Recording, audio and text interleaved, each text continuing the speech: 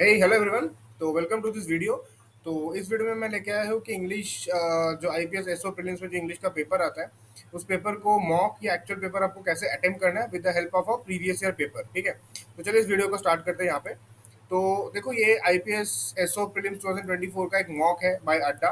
ठीक है, एंड इस मॉक के थ्रू मैं आपको ये शो करने वाला हूँ कि आपको इजी क्वेश्चंस कैसे आइडेंटिफाई करने हैं, कैसे आपको पिक करना है। ठीक है, ताकि आप अच्छा स्कोर कर सको इंग्लिश वाले सेक्शन पे। तो अगर आपने ये वीडियो देखा है तो एक काम करो, आप मेरा पिछला वीडियो एक बार चेक कर लो, जिसमें मैंने डिटेल पे इंग्लिश, कल जो वाली वीडियो थे डिटेल में मैंने मेंशन की इंग्लिश में कौन कौन सा टॉपिक पढ़ना है, कितना उसका वेटेज आता है, क्या क्या एक्सपेक्ट कर सकते हो। तो डिस्क्रिप्शन पे मैं ये वीडियो का लिंक भी दे दूंगा, उसको प्लीज़ एक बार देख लो एंड फिर इस वीडियो में आओ, आपको ज़्यादा अच्छे से समझ में आएगा चीज़ें। ठीक है, तो चलिए इसको स्टार्ट करते हैं। तो सबसे पहले जो है इम्पोर्टेंट है, 4 मिनट्स पे आप रिवीजन करने पे फोकस करोगे इन पेपर का। ठीक है, तो स्टार्ट करते देखो। तो ये पहले वाला क्वेश्चन क्या पूछा है इसमें, ये given below is a sentence given 3 words in bold, choose the option which give the correct sequence of words to make the sentence grammatically and contextually correct. ठीक है, तो कल वाली वीडियो में मैंने मेंशन किया था कि ये जो आपका सेंटेंस और वर्ड अरेंजमेंट आता है ये इजी आता है, इसको ये लो हैंगिंग फ्रूट है। लो हैंगिंग फ्रूट मतलब होता है कि जिस जो आपको इजीली, लो हैंगिंग फ्रूट आप उसको इजीली तोड़ सकते हो, यानी आप इजीली मार्क्स स्कोर कर सकते हो from exam point of view. ठीक है, तो देखो इसमें आपको वर्ड्स को ये गलत पोजीशन में दिया हुआ है, वर्ड्स को रीअरेंज करना है, और अगर ये सही पोजीशन में है तो आपका ऑप्शन शायद ई होगा, ये नहीं, यहाँ पे नन ऑफ दिस होगा। खैर जो भी हो, देखता हूँ। So despite being in a spotlight, a range of issues in the unaddressed remains development such as delay in shifting of the Mofussil bus stand and lack of industrial constituency। तो ये word तो कोई sense नहीं बना रहा है। तो इसमें क्या है, देखो, despite being in the spotlight a range of issues in the unaddress, तो नहीं होगा। अनएड्रेस मतलब होता है अनएड्रेस, क्या बोलूं, कोई प्रॉब्लम आप लेके गए वो अनएड्रेस, उसका भी तो सोल्यूशन नहीं हुआ, इसे कहते हैं अनएड्रेस्ड। ठीक है, तो अनएड्रेस तो यहाँ पे नहीं फिट बैठ रहा है। इश्यूज इन द क्या डेवलपमेंट होगा, issues in the development remain unaddressed होगा, it remains unaddressed, such is delay in shifting mofussil bus stand, lack of industrial development. हाँ, यहाँ पे डेवलपमेंट होगा, यहाँ पे कॉन्स्टिट्यूंसी होगी। देखो, despite being in a spotlight a range of issues in the constituency, constituency मतलब होता है एक पर्टिकुलर इलेक्शन, जैसे हमारे कंट्री में जब इलेक्शन होता है ना, अगर लोकसभा का इलेक्शन हो तो उसका एक कॉन्स्टिट्यूएंसी होता है। ठीक है, उस एमपी के अंडर पे वो एरियाज होता है, that MP is responsible for the development of those areas. तो वो होता है कॉन्स्टिट्यूएंसी, यानी एक area. The range of issues in the constituency remains unaddressed, as such as delay in shifting of the Mofusil bus stand, lack of industrial development। ये जो example दिया गया है, delay in shifting bus stand, lack of industrial development, ये जो issues है ये अनएड्रेस रहता है इन द कॉन्स्टिट्यूएंसी। तो आपका आंसर, आपका सी पहले आएगा, फिर आपका ए आएगा, फिर बी आएगा, तो आपका सी ए बी आंसर यहाँ पे होगा। This is the correct answer. तो ये करने में मुझे कितना टाइम लगा, मुझे हार्डली, अभी तो मैं एक्सप्लेन कर रहा हूँ इसलिए ज्यादा टाइम लग रहा है, ये मुझे हार्डली 10 से 15 सेकंड में आप इसको फिगर आउट कर लोगे। ये वाला बहुत ईजी था, और इसी तरीके से आपको बाकी क्वेश्चंस भी अटेम्प्ट करने हैं। ठीक है, यहाँ पे देखो 1 to 4 मतलब टोटल 4 क्वेश्चंस है। बाय द वे, जब आप एक्चुअल मॉक दोगे, जब आप एक्चुअल टेस्ट दोगे ना, ये 1 to 4 आपका क्वेश्चन का रेंज आपको नहीं लिखा रहेगा। मतलब आपने पहला क्वेश्चन खुला, आपने ये किया, दूसरा क्वेश्चन आपको नहीं पता, ये हो भी सकता है, दूसरा भी हो सकता है। बट इस तरह के क्वेश्चन लो हैंगिंग फ्रूट है, आपको छोड़ना नहीं है, आपको पहले राउंड पे इसको सॉल्व करना है। ठीक है, तो देखो हर एक क्वेश्चन तो मैं सॉल्व नहीं करूंगा, वीडियो बहुत लंबा हो जाएगा। ये सब लो हैंगिंग फ्रूट है, ये देखना है। और लो हैंगिंग फ्रूट इसलिए नहीं कि इजी है, अगर मान लो आपने क्वेश्चन 1 आपका नहीं बनता तो आप क्वेश्चन 2 पे चले जाओ ना, टाइम वेस्ट क्यों करना है। क्वेश्चन 1 अगर नहीं बनता तो नहीं बनता, आप क्वेश्चन 2 तो अलग क्वेश्चन है, वो मे भी वो आपका बन जाए। ठीक है, इस तरीके से आपको ये सॉल्व करना है, और ऐसे करते करते ये खत्म हो रहा है। फिर डायरेक्शन में क्या है, which of the word phrases word from option A B C D given below sentence to replace the phrases printed in bold letters to make the sentence grammatically correct, sentence mark as E, no replacement. ठीक है, तो इसमें क्या है, एक sentence दिया हुआ है, बोल्ड में आपका कुछ यहाँ पे है, और इसको कौन सा वर्ड रिप्लेस कर सकता है, कौन सा फ्रेज इसको रिप्लेस करेगा, और जो ग्रामेटिकली करेक्ट होना चाहिए। और अगर यही करेक्ट है, इसे कुछ रिप्लेस नहीं करेगा, तो नो रिप्लेसमेंट रिकॉर्ड आपका आंसर होगा। ठीक है, तो इसको देखते हैं। High court directed the election commission of India to forming new policies to prevent double voting. इसमें क्या होता है ना, आपको ऑप्शन से थ्रू आपको आंसर सबको निकालने होते हैं। तो आपको समझ में आ गया, जीस्ट आपको मीनिंग समझ में आ गया। High court directed election commission of India to forming new policies, यानी high court election commission of India को डायरेक्शन देता है कि आप नए पॉलिसीज बनाओ to prevent double voting.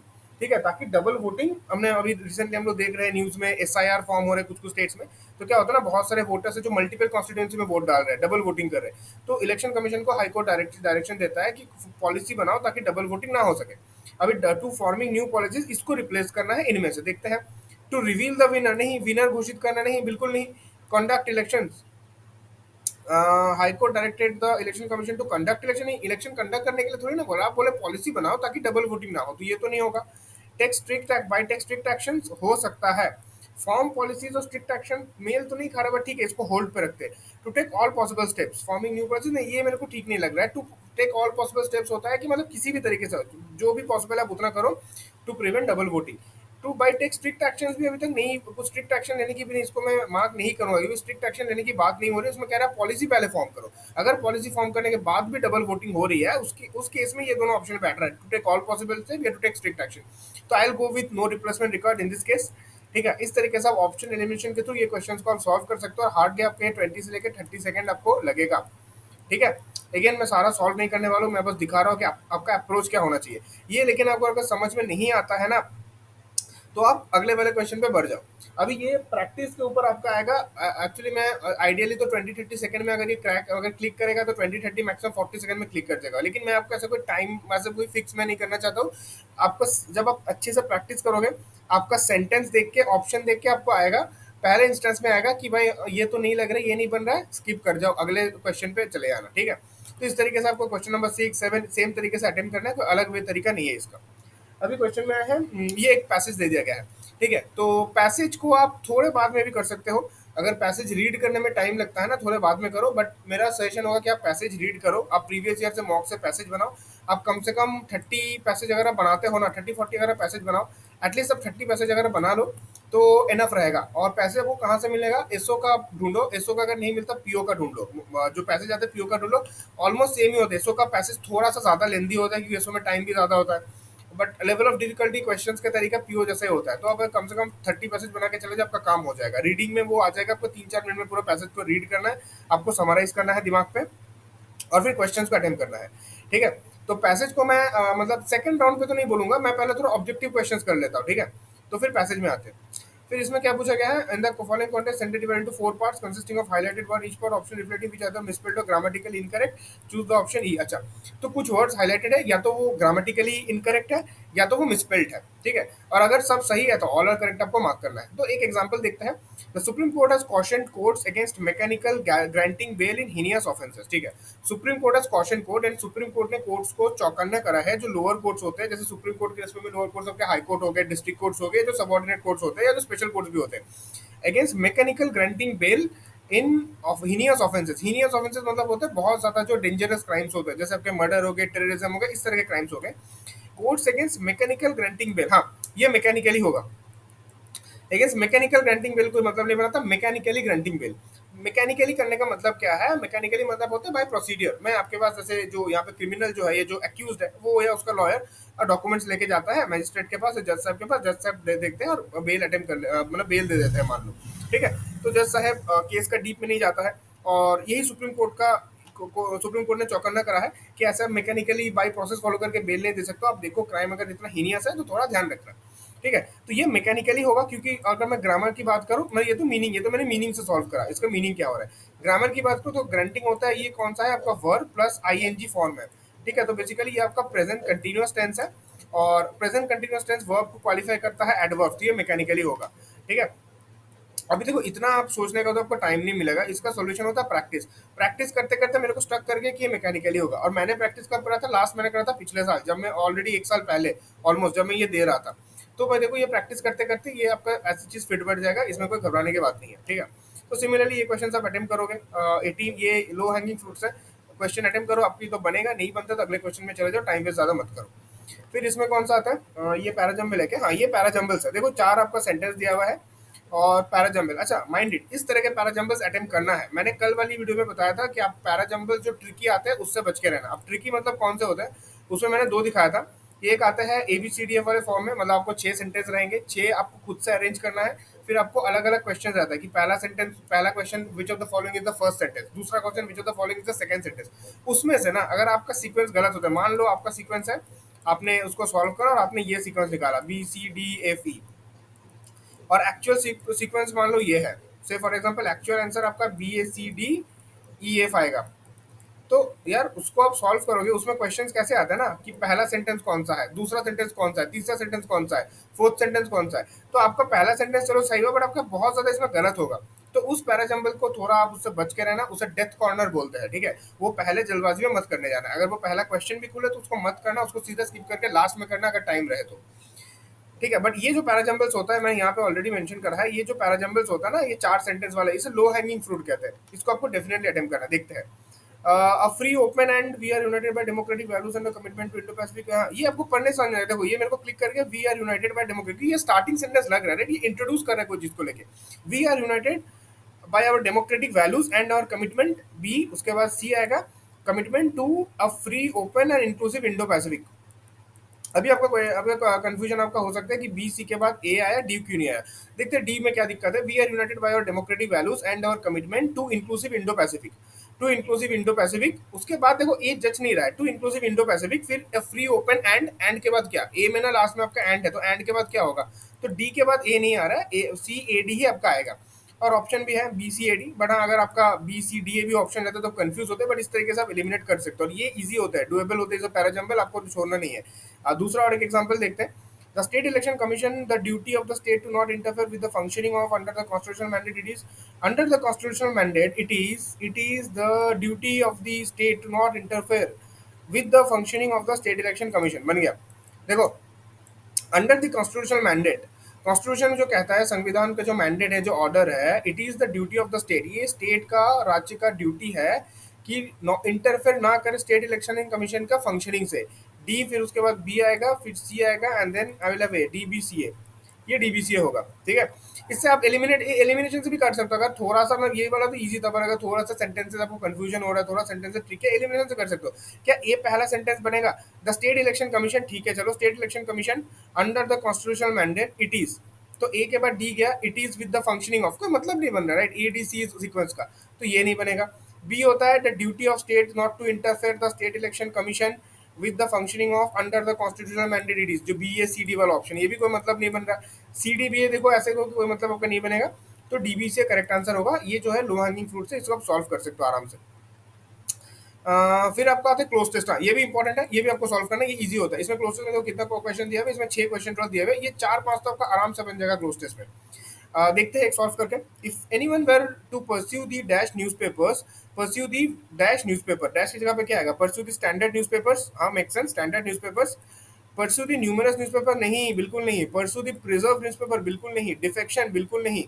Absurdity, बिल्कुल नहीं। एब्सर्ड मतलब होता है, क्या बोलते हो, मतलब absurd which can not be, something which can not be defined, जो थोड़ा उटपटांग है, एब्सर्ड।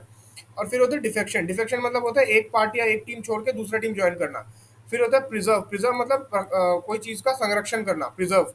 न्यूमरस तो कोई मतलब नहीं बनता ना, सेंस नहीं बैठ रहा है। If anyone were to pursue the numerous newspapers, क्यों परस्यू द स्टैंडर्ड न्यूज़पेपर, अगर परस्यू मतलब होता है, सॉरी पीरियूस, अरे परस्यू नहीं, यहाँ पे है परयूज दी स्टैंडर्ड न्यूज़पेपर। जो स्टैंडर्ड न्यूज़पेपर्स होते हैं, जो न्यूज़पेपर्स अच्छे होते हैं, स्टैंडर्ड मतलब क्या होता है ना, he is a standard person, कि वो एक स्टैंडर्ड न्यूज़पेपर है, something which you can depend upon, standard newspaper, and listen to the different television channels in the country, one would get a dash. If someone were to pursue the standard newspapers and listen to the different television channels in the country, one would get an idea. Idea लग रहा है मुझे word होगा, देखते हैं options है, अब आपको गेस नहीं करना है, तो मेरे को लगा ये आइडिया होगा। आइडिया वाला सेंस होता है, one would get an idea that India is approaching a new glided era. One would get an treasure, बिल्कुल नहीं। One would get A treasure, खजाना, बिल्कुल नहीं। इंसुलेट, इंसुलेट मतलब होता है इंसुलेशन, हीट, मतलब कोई चीज को ऐसे प्रोटेक्शन कवरिंग लगाना, इंसुलेट तो बिल्कुल नहीं होगा। कॉम्बैट मतलब होता है मारपीट, हाथापाई, कॉम्बैट। स्टेबिलिटी, बिल्कुल नहीं। इंप्रेशन, हाँ इंप्रेशन, ये आइडिया से मिलता जुलता वर्ड है इंप्रेशन। तो one would get an impression that India is in a new glided era. देखो कितना इजीली चीजें बन गया, तो आपका बनने रहेगा क्लोज टेस्ट आपका ऐसे लो हैंगिंग फ्रूट है। क्लोज टेस्ट को भी आपको पहला सिटिंग में करना है। क्लोज टेस्ट हो गया, उसके बाद आता है आई थिंक ग्रामर। 3 सेंटेंस दिया हुआ each question. First sentence as which is grammatically correct, mark your choice the best possible answer, if all are correct E as your answer. हाँ ये डेथ कॉर्नर है, ये क्या है, ये है डेथ कॉर्नर। मैं यहाँ पे बड़ा बड़ा डेथ लिख दे रहा हूँ, ये डेथ कॉर्नर। अब ये डेथ कॉर्नर क्यों है इसको समझो। एक तो है ग्रामर, अभी मान लो अभी आज से लेके 20 दिन बचा है आपका प्री एग्जाम के लिए, ठीक है। एक दो सिचुएशन आएगी, एक अगर आपका ग्रामर वीक है, ठीक है, ग्रामर अगर वीक है तो आपको इसको लास्ट में करना है, मैंने जो बोला ना लास्ट 10 मिनट्स में सेकंड सिटिंग में करना है, इसको करना है। दूसरा, अगर आपको मान लो ग्रामर स्ट्रॉन्ग है, ये करने में ना आपको बहुत सारा टाइम जाएगा। दूसरी बात ना, आप ऑप्शन में फंसोगे। कैसे फंसोगे, for example provision was not limited to ऐसा वगैरह से, ये मान लो आपने पकड़ लिया कि ये ग्रामेटिकली करेक्ट है, बट आप ऑप्शन 2 वाला में फंस रहे हो। आप इसको श्योर नहीं हो पा रहे हो कि करेक्ट है, कि इसमें कोई एरर है कि नहीं है। और यहाँ पे ऑप्शन देखो, एक ऑप्शन है only 1 correct, both 1 and 2 are correct, तो आप तो ये दो ऑप्शन में फंस गए ना। तो ये आपको लेंदी पड़ेगा, आपको सॉल्व करने में भी टाइम लगेगा। तो ये डेथ कॉर्नर है, इसको पहले जोश जोश में आके पहले आपको इसे अटेम्प्ट नहीं करना है। ये डेथ कॉर्नर है, स्क्रीनशॉट ले लो इस चीज का। इस तरह का क्वेश्चन डेथ कॉर्नर आता है।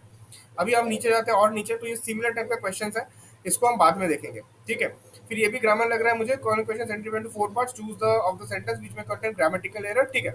If no error as your answer, ठीक है। तो चार पार्ट है, जिसमें एरर है उसको टिक करो, अगर एरर नहीं है तो नो एरर मार्क करो, सिंपल बात है।